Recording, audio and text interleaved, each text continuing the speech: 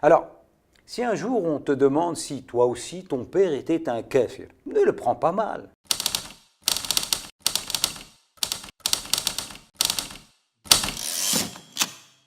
Assalamu alaikum. Je ne sais pas si je l'ai déjà dit ici, mais je suis d'origine algérienne. Mes parents sont originaires d'un petit village du nom d'El Kantara. El Kantara, ça veut dire le pont. La particularité des habitants d'El Kantara, c'est qu'ils étaient, pour une grande majorité d'entre eux, et ce jusqu'à la fin des années 80, des kofars. Ouais. Mon père aussi était un kafir. C'était un village d'irréductibles kofars algériens musulmans. Mais malheureusement, avec la modernisation de l'Algérie, le nombre de kofars a diminué à El Kantara. Et ils sont bien trop peu aujourd'hui à savoir encore, ou à vouloir, ou à pouvoir prendre soin de la palmeraie riche de ces quelques 50 000 palmiers dattiers. C'est triste, mais c'est vraiment la fin des kofars à El Kantara. Il n'y a presque plus de cultivateurs. Bah oui, enfin, le cultivateur en arabe se dit kafir. Tu le savais pas? C'est dans ce sens que je l'utilisais ici. Tiens, même dans le Coran, à un moment, c'est dans ce sens qu'il est utilisé, le terme kafir.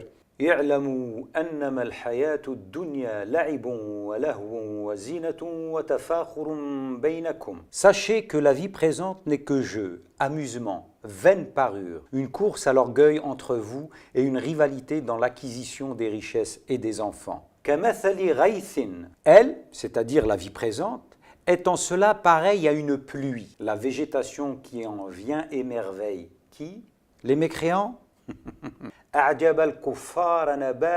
Non, pas les mécréants ou les incroyants, non, les cultivateurs. Sourate 57, verset 20. Alors, si un jour on te demande si toi aussi ton père était un kafir, ne le prends pas mal. Tu sais maintenant, si tu ne le savais pas déjà, que ça veut aussi dire cultivateur. C'est donc pas une insulte kafir. D'ailleurs, ça veut aussi dire plein d'autres choses. Et même quand tu l'utilises pour dire mécréant, tu crois qu'elle est perçue comme une insulte pour celui qui se définit déjà comme tel? L'insulte de mécréant ne peut blesser que celui qui se dit croyant. Donc, en supposant que tu veuilles blesser un mécréant, insulte-le plutôt de croyant. Il se peut que ce soit plus efficace. C'est la perspective de devenir non-croyant à l'instant où un individu se définit lui-même comme un croyant qui pourrait donner sens à l'insulte de kafir. Mais alors pourquoi un croyant qui déteste la simple idée de pouvoir devenir lui-même mécréant, et ce, parce qu'il pense que c'est la pire des choses qui pourrait lui arriver, pourquoi se réjouit-il que quelqu'un puisse l'être en l'insultant de kafir? Oh, toi qui te dis croyant,